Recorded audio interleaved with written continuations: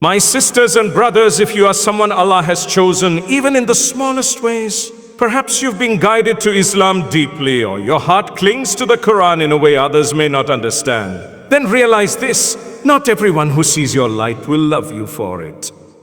Not everyone who hears your story will celebrate you. In fact, some will resent you, some will envy you. That's just the nature of this world and the test within it.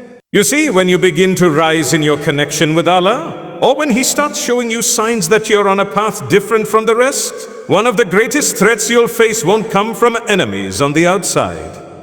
It'll come from the silent glances, the forced smiles, the concealed envy within the hearts of those you may even love and trust. And this is why one of the most vital things to protect as someone chosen by Allah is your blessings, your gifts, your private conversations with your Lord. Because the moment you expose them unnecessarily, you may unknowingly invite eyes that burn with hasad, jealousy. Jealousy or hasad is not just a feeling of wanting what someone else has. It's deeper. It's darker. Hasad carries with it a silent prayer that the person loses what they've been given. It's not just, I wish I had that. It's, I don't want you to have it. And that kind of darkness, when aimed at a soul that is trying to grow and please Allah, can be dangerous. It can destroy not just relationships, but peace, purpose, and sometimes even one's own faith, if one is not careful. And this isn't just theoretical. The Quran has taught us this through real divine examples. Think of Yusuf alayhi salam, a boy chosen by Allah, shown a beautiful dream that symbolized his future greatness, his elevation. But even before that dream came to pass, it stirred envy in the hearts of his own blood, his brothers. What was their crime? Jealousy, not because Yusuf alayhi salam was arrogant, not because he did anything wrong, but because they saw something in him that they didn't have. And that silent comparison turned into a loud betrayal. But here's the key. Before Yusuf even told his brothers who warned him, his father Yaqub alayhi salam, a prophet of Allah himself, he said, "Oh my son, do not relate your dream to your brothers, or they will contrive against you a plan." Indeed, Satan is to man a manifest enemy. Subhanallah, the father knew that there was beauty in the dream, but he also knew the danger in revealing it. He knew that while Allah's plan is always victorious, humans are weak, and the devil feeds on jealousy. Sometimes all it takes is hearing that you had a good dream, that something good is coming your way, and someone's heart burns with thoughts they never even knew they had. So ask yourself, when something good happens to you, when Allah grants you guidance, when He lets you taste the sweetness of salah, or gives you a moment of deep connection during tahajjud, or a clear dream that makes your heart feel chosen, why do you want to share it? Is it truly for the benefit of others, or is there a small part of you that seeks validation? A small part that says, look at how close I am to Allah. Because if you're not careful, even sincere intentions can become contaminated when they're exposed to the wrong crowd.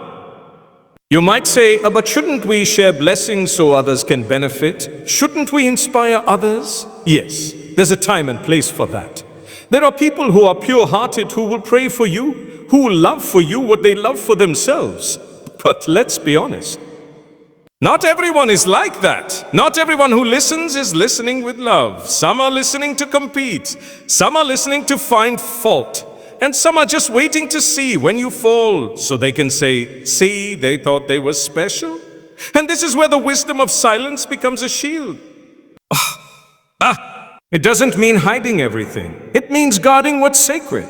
If Allah gives you a moment of clarity, or answers your dua in a miraculous way, or sends you a dream that brings tears to your eyes, it's not always a sign to speak. Sometimes it's a sign to prostrate. Sometimes it's a private gift between you and the one who knows your heart better than anyone else.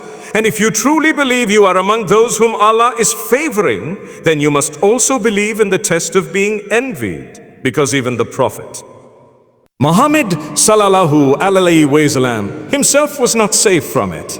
The Prophet Muhammad sallallahu alayhi wasallam used to seek protection from the evil of the envier when he envies.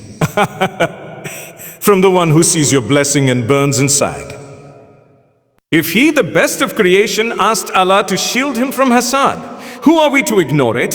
Who are we to think that we can freely expose our highs and not expect someone's heart to react? This is not paranoia. This is protection. There's a difference between living in fear of people and living with awareness of the unseen realities. Islam teaches us to think beyond the physical, beyond what the eyes see. It teaches us that a glance, a thought, an emotion, even if never spoken, can have spiritual consequences. And this is why many scholars and pious people of the past were known to hide their good deeds, their visions, their spiritual openings, not because they were selfish, but because they were humble. They knew that when something is between you and Allah, it remains pure, it remains protected. But when it becomes public, it becomes exposed. And what is exposed can be attacked. That's why the best of what you receive should be the best of what you hide, your does, your moments of tears, your moments of strength, your quiet victories. Because these are the very things the devil wants to poison through arrogance or through hasad.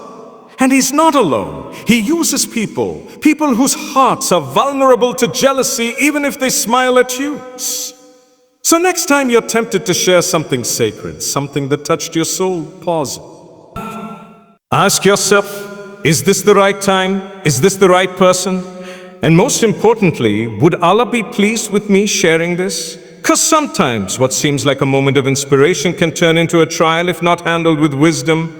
There's an incredible amount of peace in living quietly, in succeeding silently, in growing internally without needing the world to notice. And if you truly believe that you are walking a path that Allah has chosen for you, then walk it with dignity, with humility, and with the awareness that not all blessings were meant for the public eye.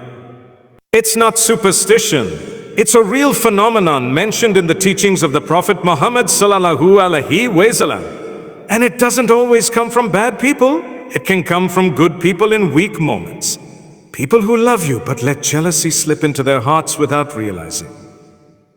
That's how delicate this is. So what do? Do we stop loving people? No. But we start guarding ourselves with diyaka, with Quran, with silence, and with wisdom. We start living like the ones who know that Allah's gifts are not decorations for others to admire. They're trusts that we must carry with care. Let the world see your character, not every detail of your journey. Let them feel your presence, not every line of your dream. And above all, let Allah remain the only one who knows the full story, because He's the only one who wrote it.